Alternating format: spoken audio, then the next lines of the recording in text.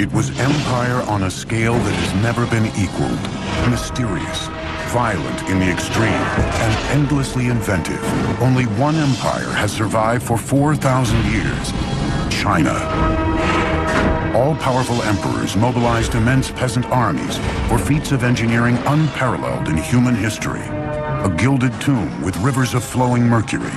It's hard to believe that something like that could be purely the product of human labor.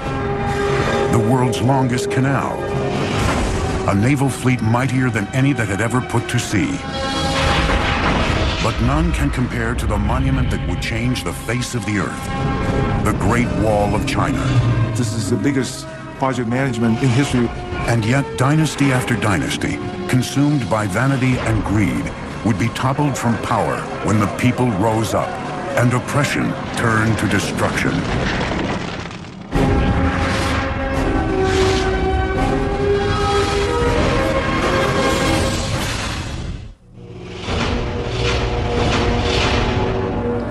At the dawn of civilization, the Chinese were there, and they are still here. Hello, I'm Peter Weller. When the Egyptians were building their pyramids, the Chinese already had sumptuous palaces for their kings. When Rome was planning its soaring aqueduct that would bathe its citizens and quench their thirst, the Chinese were redirecting an entire river by blowing up a mountain before gunpowder and building a dam that would irrigate thousands and thousands of acres of land and launch a population explosion the world had never seen.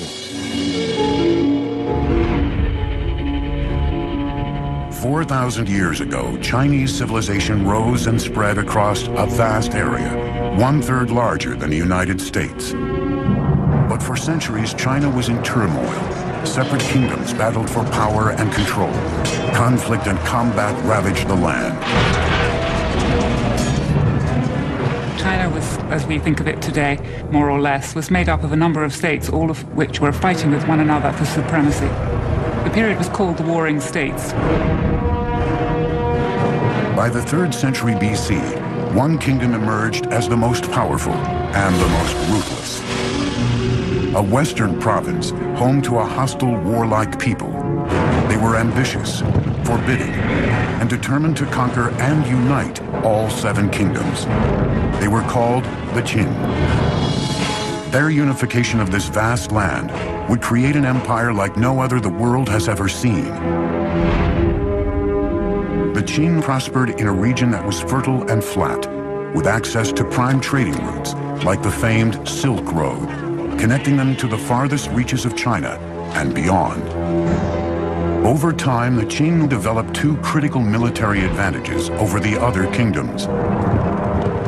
From neighboring nomads and barbarians, the Qin mastered horsemanship. Simultaneously, they also changed strategy for waging war. Until now, wars had been fought by small platoons of nobles riding in chariots. But the recent discovery of new metal forging technologies led to mass production of weapons and the rise of a new type of warrior, the foot soldier. It was a time when the use of iron became much more widespread. So just at the same time as infantry armies, which tended to be much larger, came in, so it was possible to make more weapons. With this tactical breakthrough, the Qin launched an offensive to conquer all of China. As one kingdom after another fell, the Qin faced a new challenge: how to quickly produce enough food to fuel their now massive army. That responsibility fell to one man.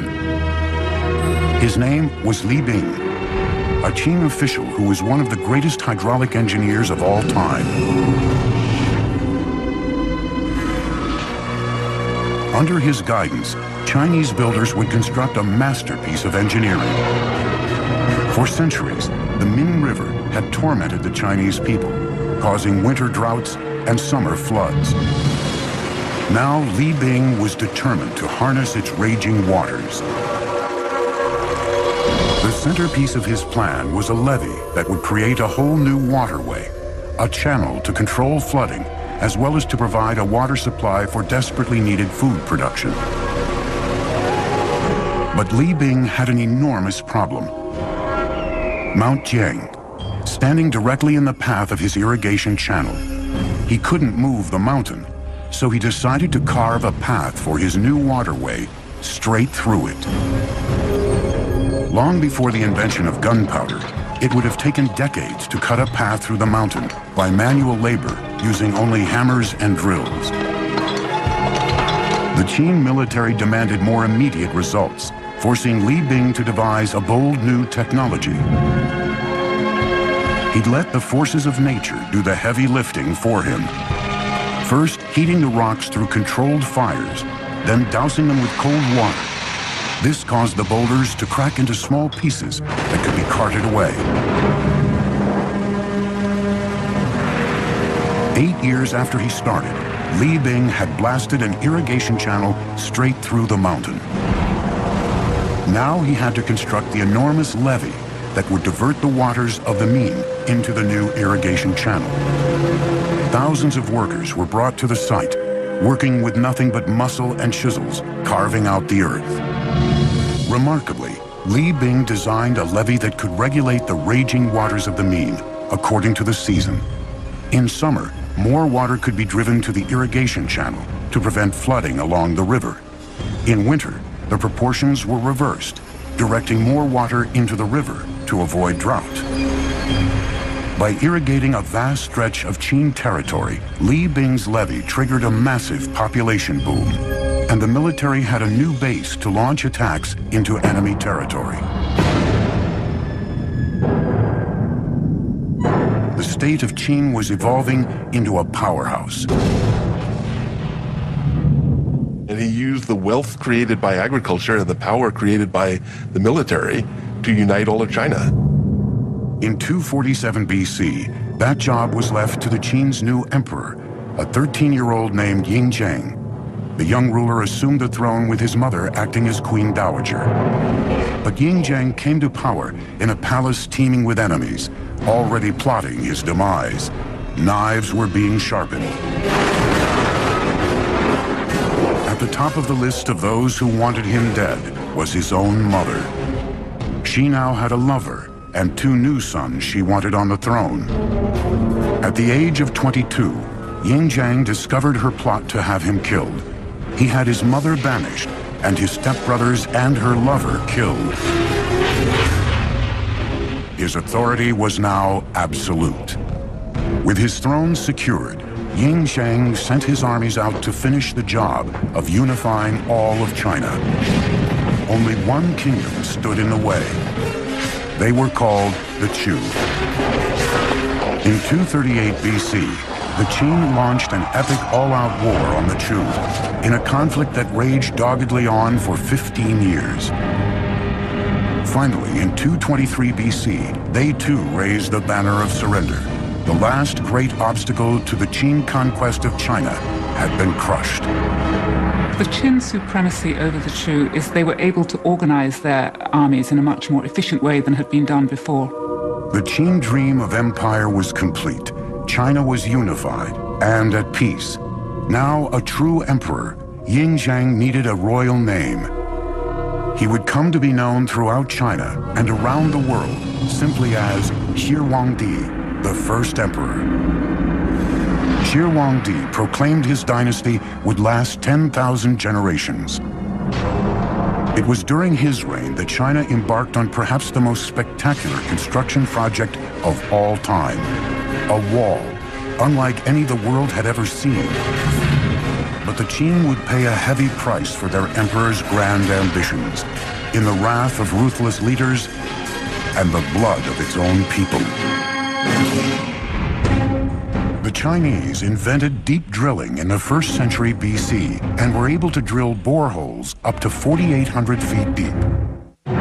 220 BC, China's first emperor, the triumphant Shi Huangdi, sets off to survey his new empire. For the first time ever, China was unified and secure, and he intended to keep it that way, with the most ambitious engineering project ever conceived, the Great Wall of China.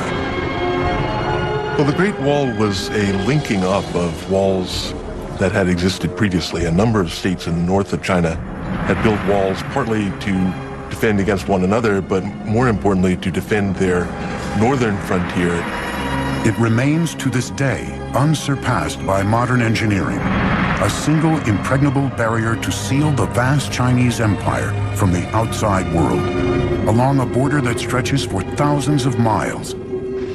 This is Chongcheng. In Mandarin, it means long wall. And believe me, covering more turf than the continental United States is wide, and including all of its spurs that go off into no place, it's 6,000 miles. And man, that's long. Shi Huangdi, China's first emperor, started building it 2,000 years ago. It was worked on right up until the 17th century. But the original wall didn't look like this. It was kind of a mud brick affair, but it presented an interesting engineering challenge nonetheless, because it had to go all the way from the sea in the east to the Gobi Desert in the west, just to keep the northern nomads like the Mongols out and the Chinese people in. If it took the audacity of emperors to dream great, it took the relentless drive of the Chinese labor force to build great, but not without a price. Their capacity to endure hardship was unimaginable. Men, women, and children worked with their hands on this wall, and if you complained or tried to run away, you were killed. Disease was constant, injury was commonplace. Dressed only in rags, these people suffered bitter cold, bitter hunger, bitter exhaustion. Records say that at the height of production on this wall, close to 1/5 of China's entire labor force, 1 million people were working here, and a quarter of those people died. And if you died here, usually you were buried here, in the wall, giving rise to its other nickname among some, the Long Graveyard. Millions of arms and legs and backs were broken to build the wall. There is very moving poetry, mostly written by wives and mothers, about young boys going off and working on the Great Wall Project, not having food, dying in the cold winters, and never returning home. But brute force would not be enough. Different regions had vastly different terrain and varying construction materials on hand.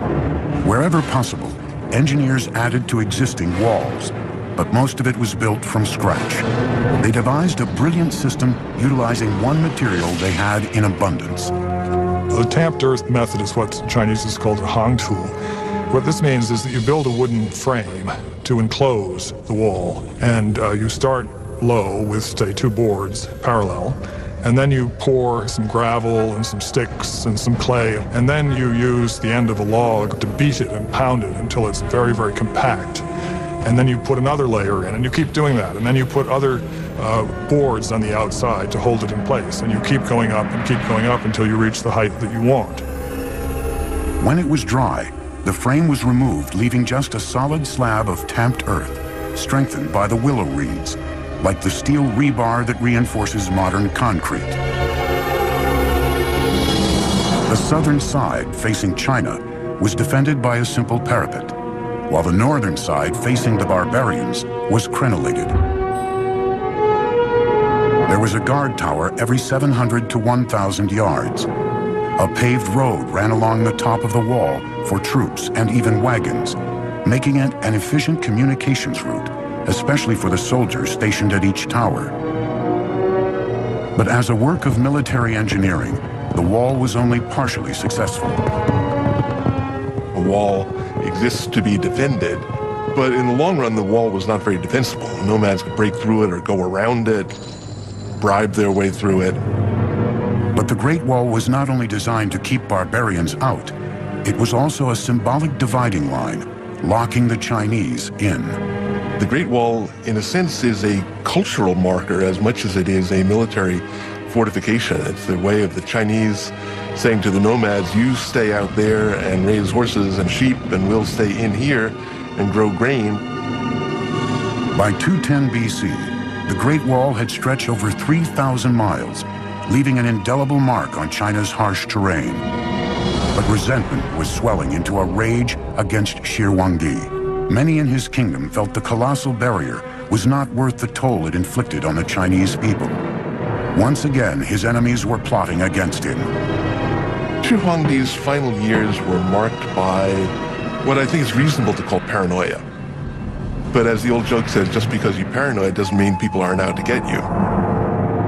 At least 3 assassination plots came very close to succeeding. Shi Huangdi struck back by turning China into a virtual prison for its people. He ordered all historical records of his ruthless regime destroyed. Punishment for anyone who didn't comply was forced labor or even death. Some 400 people were buried alive as a lesson to those who spoke out against the regime. When the emperor's eldest son objected, even he was banished. Shi Huangdi's brilliant vision had transformed China into a great empire, but he paid the price with a descent into madness. He would now turn his obsessions and his army of forced labor to another stunning feat of construction begun years earlier. A monument to his own fear and death. In the 1040s, movable type printing was invented in China, a huge development in the history of printing. By 220 BC, Qin Emperor Shi Huangdi has united China for the first time. On the northern border, millions are toiling and dying, laying the foundation for China's signature engineering triumph. The 3,000-mile-long Great Wall. But the first emperor wasn't done. Even as he fought against other Chinese kingdoms and his own demons, Shi Huangdi began to garrison nearly 700,000 men near his capital in central China to build the most personal of all his engineering projects, an epic tomb he had begun planning at the age of 13. This was a monumental project that required the labor of thousands and thousands of people over a very long time. It was, by design, the biggest and best tomb that China had ever known. In 1974, farmers digging a well came face to face with an ancient Chinese warrior. The mysterious terracotta skull would prove the gateway to one of the greatest archaeological discoveries of all time. The mound is huge. The mound was always known to be the tomb mound of the first emperor. What was a total surprise was the army of terracotta warriors about a kilometer to the east of the tomb, who presumably were guarding the approach to the tomb itself. Season after season of excavation since the 1970s has yielded more than 5 large pits. The individualized faces and drapery and armor suggest that each one of these warriors was molded from the life from an individual separate human being. The precision and detail in the sculpting, the firing of the clay are unmatched today. These warriors are a colossal achievement, and some believe the greatest archaeological find of the 20th century. But they are only the tip of the iceberg, because this ghost army only served as a guard detail for an engineering feat as fantastic as the world has ever known, the opulent tomb of Shi Huangdi. Each statue stands between 5 feet 8 inches and 6 feet 2 inches tall, giants for the time. Some weighed up to 600 pounds. But it was the terracotta itself that sent shockwaves through the teams excavating the site. The clay had a hardness beyond anything they'd ever seen before, indicating that Shi Huangdi's artisans had developed a revolutionary new technology, blast furnace kilns that fired the statues at temperatures up to 2,000 degrees Fahrenheit. Archaeologists eventually uncovered 3 massive pits filled with the terracotta army guarding the first emperor's tomb. One pit alone contains over 6,000 life-size warriors and horses in battle formation. In a second pit, 1,300 of Shi Huangdi's elite military forces, including archers, chariots, and cavalry, were discovered. While the third pit, with 68 figures and 1 chariot, was the command center of the entire army, headquarters for the defense of Shi Huangdi's empire, even in death. The military armor is fairly specific. We can tell that the armor used was lacquered leather. We can see that people had cleats on the bottom of their boots to help them run in the mud. We can see the kinds of caps people wore and associate them with rank. 30-foot walls divided the massive complex, which stretches out for 7,000 yards into 3 parts, the outer city and inner city, and then the mausoleum itself. During construction of the tomb, an army of workers excavated a gigantic terraced pit measuring about 1,600 feet by 1,700 feet, equal to 580 basketball courts. When the sprawling tomb complex was complete, it was topped with a terraced mountain of earth, nearly 400 feet tall.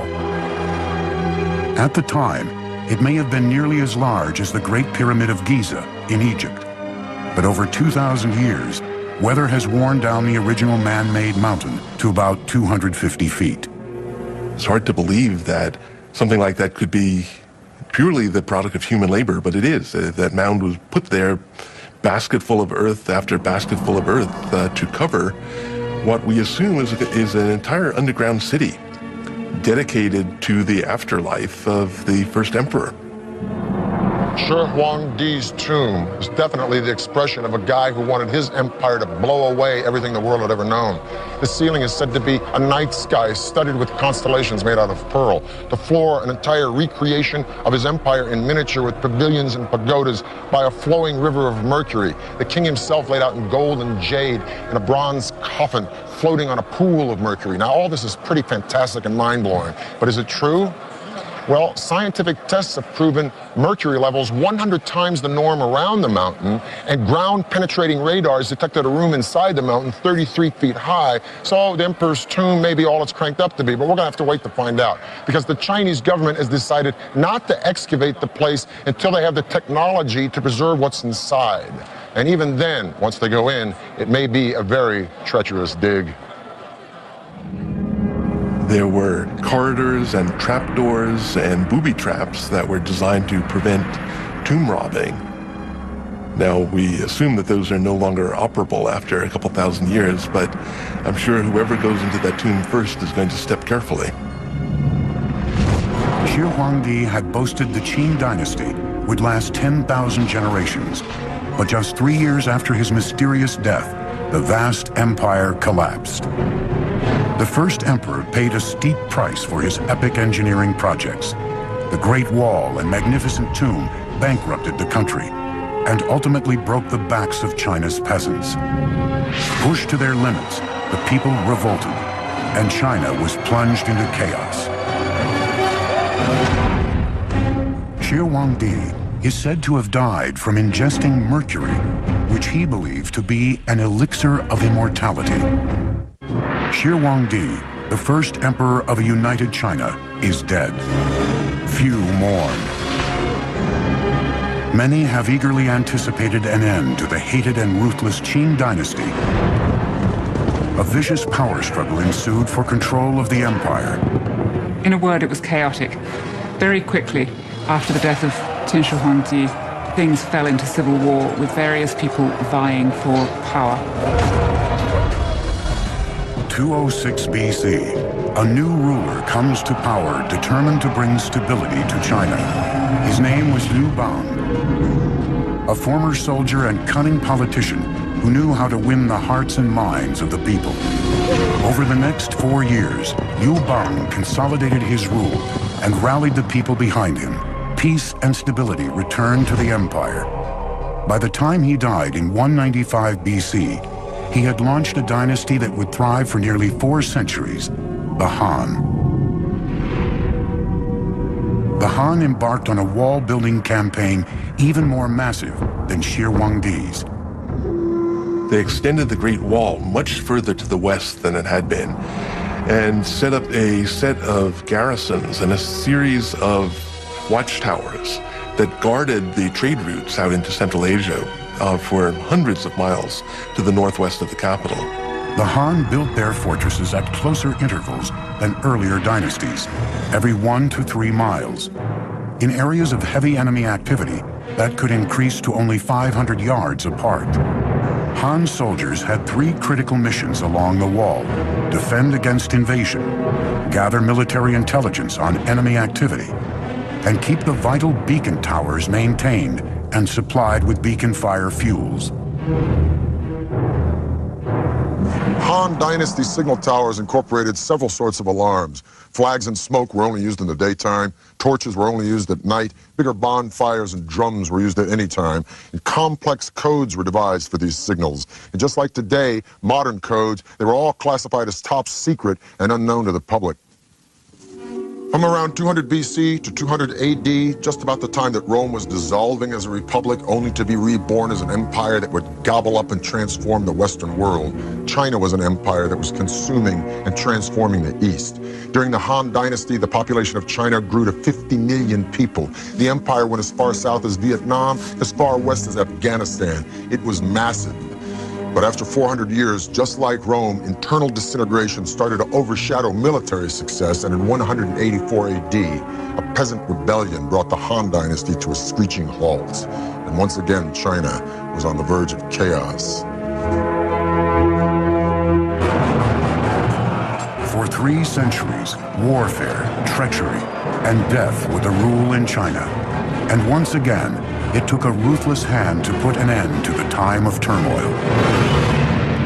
In the 6th century, a northern people, the Sui, declared war on the chaos, conquering one part of the empire after another, until China was united again, for the first time since the Han Dynasty fell 3 centuries earlier. The Emperor Yangdi would build the Sui Empire on the foundation of nearly 1,000 years of dynasties that came before. Unlike previous emperors who had concentrated on fortifying China against the outside world, Yangdi would channel his energies inward and strengthen his empire within its borders. China is vast, and its waterways provided the most efficient means of transportation over such great distances. 2 major rivers traverse the country east to west, the Yangtze in the south and the Yellow River in the north, but they are 1,000 miles apart. China was a house divided. Yangdi decided to do something about that. He aimed to link northern and southern China by a gigantic central artery, a Grand Canal, a kind of hydraulic highway for merchants, soldiers, and citizens. Very common to China in terms of constructing any large infrastructure project. They would look at existing waterways and try to find an area where they could connect and link the entire canal. They want to take advantage of the natural geography. This gigantic construction project would take more than 1 million man-days of work, most of it digging. Living and working conditions were horrendous, harsh and primitive. Tens of thousands died of starvation, fatigue, and illness. Many were simply beaten to death by overseers.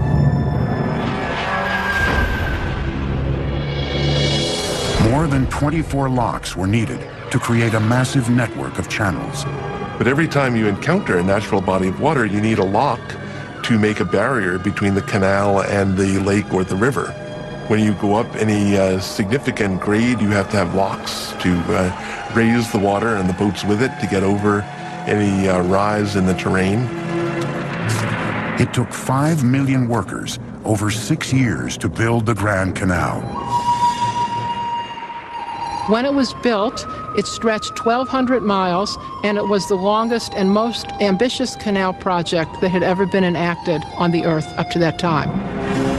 By connecting the Yellow River with the Yangtze, the Grand Canal could now transport goods up to 45 miles a day.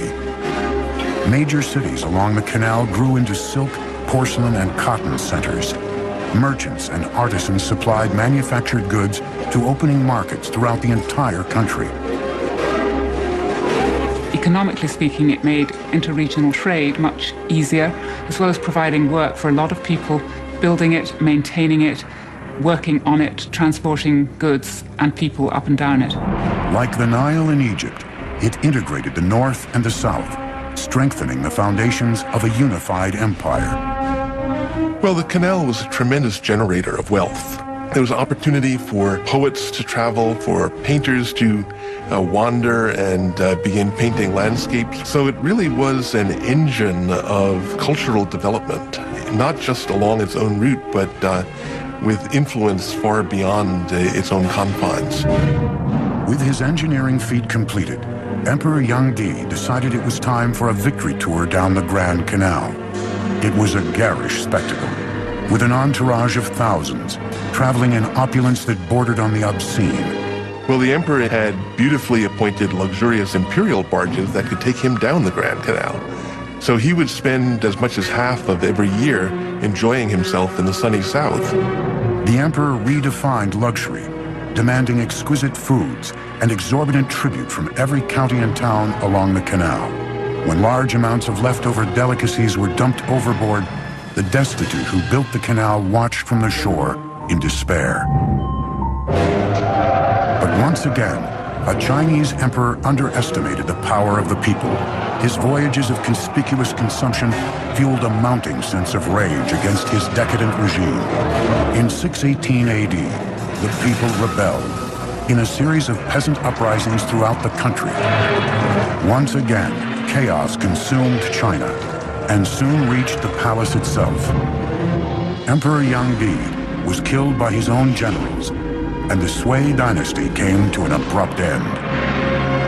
But with the empire united again, the stage was now set for China's golden age. And for the first time, China's engineers would extend the empire's reach around the globe.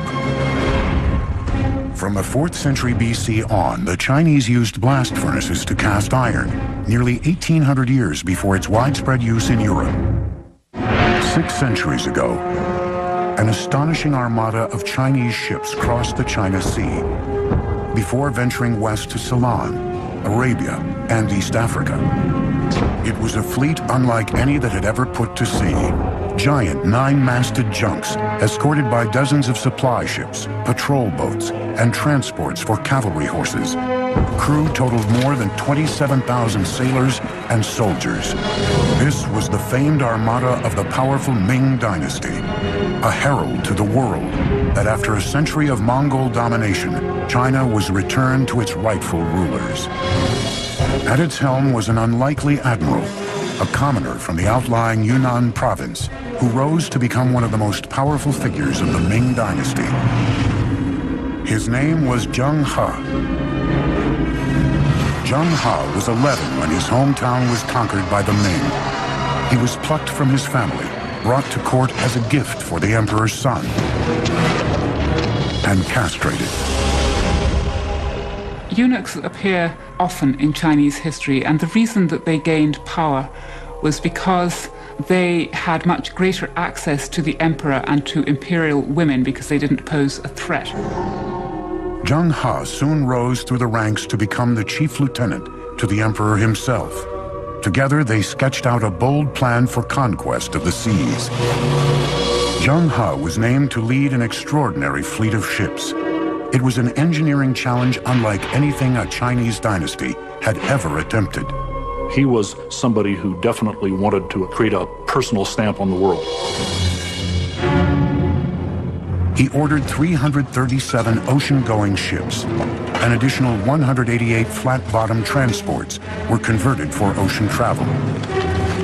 Just to get the building materials together, get the craftsmen, get the designers and all the rest, and then, say, put together a fleet of 300 ships is remarkable. I mean, the British fleet in the time of Napoleon had an upper limit of about 100 ships of the line, men of war.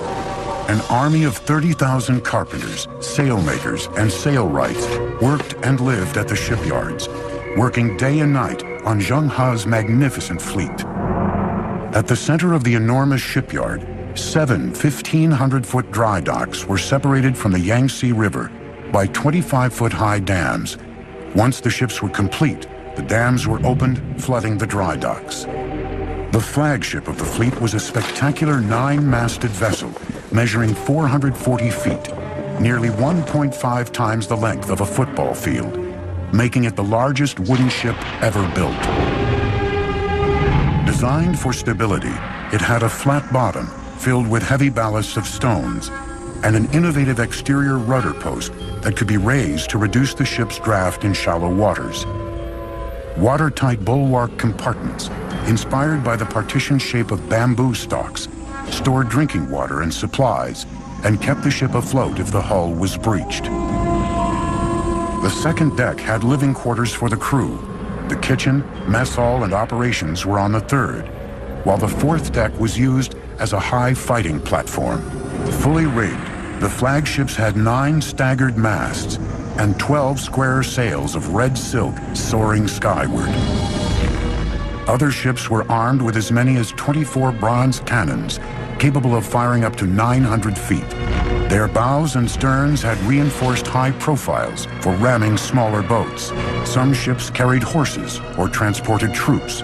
Others were freshwater tankers, packed with provisions for up to 28,000 men. We're talking about a really, really big fleet. It had as many soldiers and sailors on it as the Spanish Armada of 1588. It had about twice as many ships. In 1405, the eunuch commander Zheng He set sail for the world. Zheng He was not an explorer. What Zheng He was doing was what we would call in modern terminology power projection. During his 28-year naval career, Admiral Zheng He visited 37 countries, traveled around the tip of Africa into the Atlantic Ocean, and commanded a single fleet whose numbers surpassed the fleets of all Europe combined. Zheng He's voyages established China as a superpower on the world's oceans. But in 1433, China's age of exploration came to a crashing halt. Zheng He suddenly died during a stopover in India, and the fleet was recalled to China. A new emperor was on the throne. In one stunning command, he would change the course of Chinese history. Despite China's total domination as a naval power, Zheng He's magnificent fleet was to be burned to the ground. It would be one of the great turning points in Chinese history. China was poised to seize control of the seas and colonize the world years before the Portuguese, Spanish, Dutch, and British. Under the new emperor, all ocean-going vessels were destroyed. Even records of Zheng He's expeditions were torched. China's age of exploration was over. The open door slammed shut. The ships were gone, and the promise of international power and conquest was dead. The reason for the emperor's decision remains a mystery to this day. 1449, 16 years after the empire turned inward again, China's age-old enemy returned. Mongol forces mounted a massive attack. Like great dynasties before them, the Ming returned to the wall for protection. The result would be the most monumental feat of the entire Chinese empire. A complex re-engineering of the Great Wall into the colossal structure we know today. Earlier walls had been primarily made of stamped earth. The Ming walls were faced with brick and stone. They were much more solid, and those are the ones that we can still see parts of today. A crude mortar of sticky rice and burnt lime created a seal between bricks that rivaled modern cement in strength. Construction of military fortifications on the Great Wall reached its peak under the Ming. Double walls were added in military zones, along with strongholds, passes, and other reinforcements. Watchtowers of various shapes and sizes served as shelters or simply as signal stations along the wall. Shelter towers were built large enough to store food and arms and serve as the living quarters for soldiers.